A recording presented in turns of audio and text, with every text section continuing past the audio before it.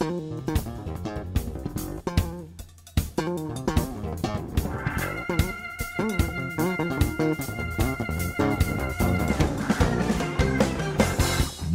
matin Alain, je vous espère en bonne santé avec toute l'équipe qui vous accompagne.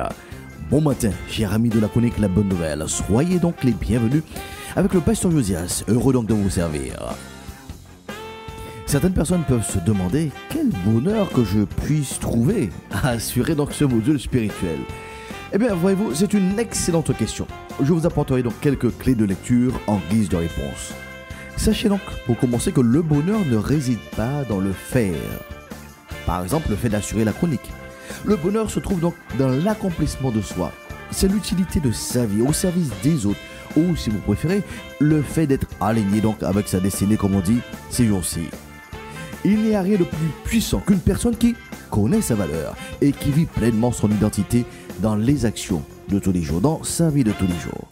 Son bonheur donc n'est pas dû à ses possessions, mais à qui il est et pourquoi. Donc là, c'est en deux mots, pourquoi il est sous cette terre. Chers amis donc de la chronique La Bonne Nouvelle, la lecture de la Bible, bien plus le fait d'être devenu un ami de la Bible, cela donc m'a permis de progresser. Certains diront, eh bien, c'est normal, il est pasteur, ou il est dans une religion. Non, pas en religion. Non, cela n'a rien à voir, ni avec la religion, ni avec la responsabilité et la fonction de pasteur. Avant de poursuivre donc ma réflexion, permettez que je prenne un exemple. Les chauffeurs, par exemple, qui conduisent une voiture, ils ont appris par principe à conduire. Par principe, ils connaissent le code de la route. Mais finalement, ce n'est pas parce qu'ils savent conduire qu'ils ont eu des points, qu'ils ont eu leur code, et bien donc avec tous les points s'il le faut, et en plus le permis du premier coup, qu'il est donc déjà un bon chauffeur ou qu'il se trouve être un bon chauffeur pendant toute sa vie. Et malheureusement, les statistiques nous le montrent bien. Seul le respect donc du code de la route, kilomètre après kilomètre, permet à ceux qui s'appliquent, qui se disciplinent à être de bons conducteurs. Avant de poursuivre ma réflexion, permettez que je prenne un mauvais exemple.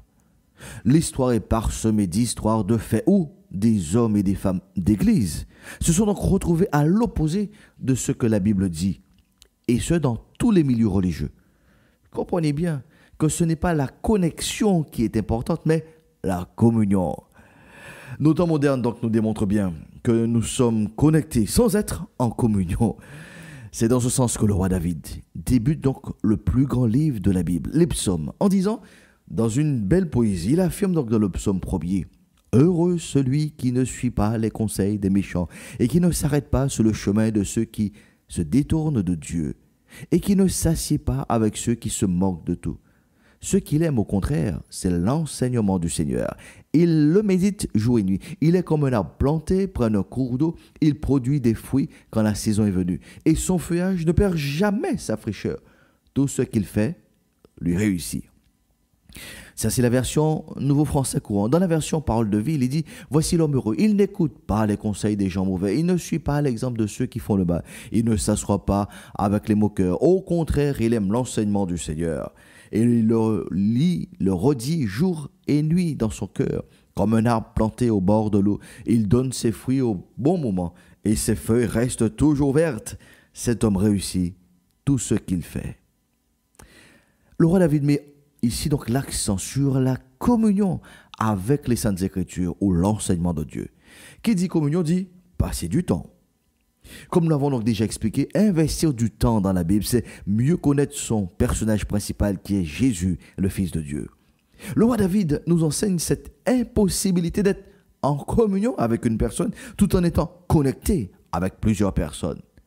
La communion est singulière dans ce passage. Il s'agit d'une communion d'un plaisir dans la parole de Dieu. Alors que la connexion, elle est plurielle. Elle est donc implicite dans le verset 1er. Voici heureux l'homme donc qui n'écoute pas les conseils des gens mauvais. Il ne suit pas l'exemple de ceux qui font le mal. Il ne s'assoit pas avec les moqueurs. Arrêtons-nous donc quelques secondes sur ces principes. N'est-ce pas une fois de plus la règle de Salomon qui s'applique? Il n'y a rien de nouveau sous le soleil. Dans nos temps les plus modernes, des amis connectés se comptent par dizaines, centaines, pour ne pas dire par milliers. Mais Mais, avec combien d'amis intimes passez-vous du temps de qualité? Vous connaissez certainement l'expression, il y a trop de doigts dans une main pour les compter. Cher ami de la Connect, la bonne nouvelle, la Bible n'est pas un livre de chevet, un livre d'histoire. Elle est singulière sur toute la ligne, dans toutes les catégories, sous tous les angles. Quiconque passe du temps avec elle construit son bonheur dans son quotidien. L'apôtre Paul donc nous explique sa portée et sa finalité dans l'existence d'une personne. Paul s'adresse donc pour cela à Timothée, un jeune qui démarre donc dans la vie et aussi dans une relation avec Dieu. Et il déclare en 2 Timothée 3, verset 16, ce qui suit. Tous les livres saints ont été écrits avec l'aide de Dieu. Ils sont utiles pour enseigner la vérité, pour persuader, pour corriger les erreurs, pour former à une vie juste. Grâce aux livres saints, l'homme de Dieu sera parfaitement préparé et formé pour faire tout ce qui est bien. Il y a donc 4 objectifs et une finalité donc dans la Bible. Les 4 objectifs sont donc enseigner la vérité, persuader ou convaincre en 2e lieu, en 3e lieu, corriger les erreurs et en 4e, former à une vie juste. En quelques secondes, survolons donc ces objectifs. Enseigner la vérité, c'est le point de départ, car c'est à l'initiative de Dieu que nous connaissons qui il est et que nous connaissons qui nous sommes. Le témoignage donc de Dieu éradique l'ignorance. Cela me permet de rajouter que notre plus grand ennemi dans la vie, c'est l'ignorance. Le 2e point, donc persuader ou convaincre. Après donc la révélation de la vérité par l'enseignement, chaque apprenti a sa part de responsabilité. Une confrontation donc est nécessaire, un choix s'impose. Cela nous ramène donc à l'exemple de David, le choix entre la connexion et la communion. Quand je fais le choix d'abonder dans le même sens du Dieu créateur, le Dieu amour, le 3e objectif donc est enclenché, corriger les erreurs. Là, nous sommes dans un niveau de transformation plus élevé. Toute personne qui trouve son plaisir dans la Bible découvre donc la possibilité pour lui de penser autrement, de faire autrement. Ce qui, naturellement, débouche donc sur le 4e objectif, former à une vie juste. Dans d'autres versions, il est donc fait mention de l'instruction. C'est donc un accompagnement pragmatique dans les situations quotidiennes qui cultive une autre qualité de vie appelée une vie juste. Pour terminer, Paul explique la finalité de l'autobiographie donc du Dieu de la vie dans notre existence, donc en parlant donc de la Bible, des Saintes Écritures, se trouve donc au verset 17, grâce au livre saint, l'homme de Dieu sera parfaitement préparé et formé donc pour faire tout ce qui est bien. Le but ultime, voyez-vous, être un homme de bien, ou plus précisément, redevenir un homme de bien. Vous vous imaginez bien que au départ, le Dieu créateur n'a pas appelé à l'existence des hommes méchants. Il est clairement dit que tout ce que Dieu avait fait était bon. C'est la mauvaise gestion de la liberté, c'est l'irresponsabilité de l'homme qui a conduit cette race humaine donc dans cette déchéance. D'où le programme de réhabilitation de la dignité intégrale de l'homme et de la femme. Voilà donc en résumé l'impact que la Bible peut avoir dans votre vie, madame. Voilà en résumé donc les retombées que la Bible peut avoir donc dans votre vie, monsieur. Comme il est bien précisé, le process conduit à une instruction, à une formation donc pratique. C'est en cela que la communion avec le Christ produit cette instruction à être une personne apte, à être juste dans le quotidien. Madame, monsieur, votre situation est la vôtre.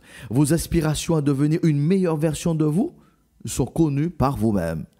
Le Dieu amour, de son côté, a déjà mis à votre disposition la Bible, le manuel des procédures, la Bible, le livre donc des protocoles, pour une réussite complète de votre destinée. Il est donc prêt à vous accompagner dans cette transformation pérenne. Qu'en est-il pour vous, là, maintenant, au moment où vous entendez cela? Le choix a toujours été le vôtre et vous observerez que les conséquences de vos choix sont aussi pour vous. Quelle comptabilité souhaitez-vous pour la suite de votre existence? Dans la Bible, donc, vous trouverez tous les mais qui donnent donc de nouveaux horizons à une destinée. Acceptez donc d'avoir une intime communion avec le Christ. Je suis tenu de m'arrêter ici, mais vous pouvez donc continuer donc la réflexion. C'est pour cela que je me tiens donc à votre disposition au 05 90 82 73 31. En attendant d'être à votre écoute au téléphone, le pasteur Josias proclame sur votre vie: la paix de Dieu soit avec vous pour une meilleure saison.